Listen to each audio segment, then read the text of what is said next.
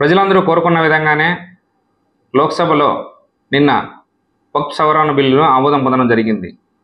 దీనిని ప్రజలు అశేషంగా స్పందిస్తున్నారు.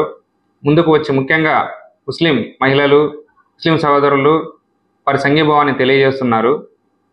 2013లో అప్పట్లో అధికారంలో ఉన్న కాంగ్రెస్ పార్టీ చేసిన చారిత్రక తప్పిదాన్ని ఈరోజు భారతీయ జనతా పార్టీ సరిచేసిందని చెప్పుకోవాలి. వక్ఫ్ బోర్డుకి విశేషమైన అధికారాలను అప్పగించడం ద్వారా వారికి ఏదైనా ఆస్తి వక్ఫ్ బోర్డు సంబంధించింది అని అనిపిస్తే చాలు వాళ్ళు ఆక్రమించుకునే విధంగా ఆ సవరణను తీసుకొని వచ్చారు. ఆ సవరణ అడ్డు పెట్టుకొని వక్ఫ్ బోర్డు అనేక రకాల ఆస్తులని ఆక్రమించుకోవడం జరిగింది.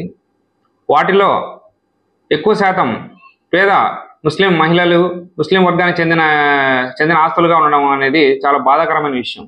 ఎందుకంటే వక్ఫ్ బోర్డు అనేది ఈ ముస్లిం వర్గం ఏదైతే పేదవాళ్ళు ఉంటారో, పేద మధ్యతరగతి ముస్లిమ్స్ ఉంటారో వాళ్ళ అభివృద్ధి కోసము, వాళ్ళ అభివృద్ధి చెందడానికి కోసం ఉపయోగించాలి వాటిలో ఉన్న ఆస్తులను కానీ, వాటి వచ్చిన ఆదాయం కానీ. కానీ ఈరోజు అదే వక్ఫ్ బోర్డు వారి పాటి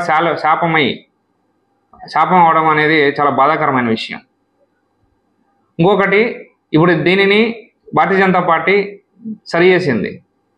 అది ఎలా అంటే, ఇప్పుడు తీసుకొచ్చిన సవరణ ద్వారా ఏదైనా ఆస్తిని వాళ్ళు క్లెయిమ్ చేస్తే, వక్ఫ్ బోర్డు వాళ్ళు ఇది మాది అని క్లెయిమ్ చేస్తే దాన్ని ఆధారాలతో అన్ని వెరిఫై చేసిన తర్వాత, క్షుణ్ణంగా పరిశీలించిన తర్వాత మాత్రమే వారికి అప్పగించడం జరుగుతుంది. రెండోది పారదర్శకత. ఒకప్పుడు దాని ద్వారా వచ్చే ఆదాయం ఎంత, ఖర్చులు ఎంత అనేది ఎక్కడ వివరణ ఉండేది కాదు, ఎవరికి తెలిసేది కాదు.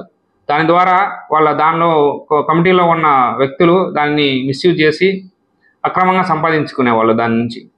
ఇప్పుడు దాని సాంకేతికతను వాడుకొని కంప్యూటరైజ్ చేయడం ద్వారా అన్ని ఇన్ఫర్మేషన్ అన్నింటినీ ఆన్లైన్లో పొందుపరచడం ద్వారా ఇప్పుడు పారదర్శకత అనేది ఏర్పడడం జరిగింది. ఇది చాలా మంచి విషయము. ఇప్పుడు జరిగిన సవరణలో ఇది తీసుకొని వచ్చారు. కానీ కాంగ్రెస్ ప్రభుత్వం దీనిని రాజ్యాంగ వ్యతిరేకమని, ముస్లింస్కి వ్యతిరేకమని, వాళ్ళని అన్యాయం జరుగుతుందని చెప్పేసి అసత్య ప్రచారం చేయడం ద్వారా వాళ్ళని రెచ్చగొడుతున్నారు. దీనిని ప్రజలందరూ గమనించాలి.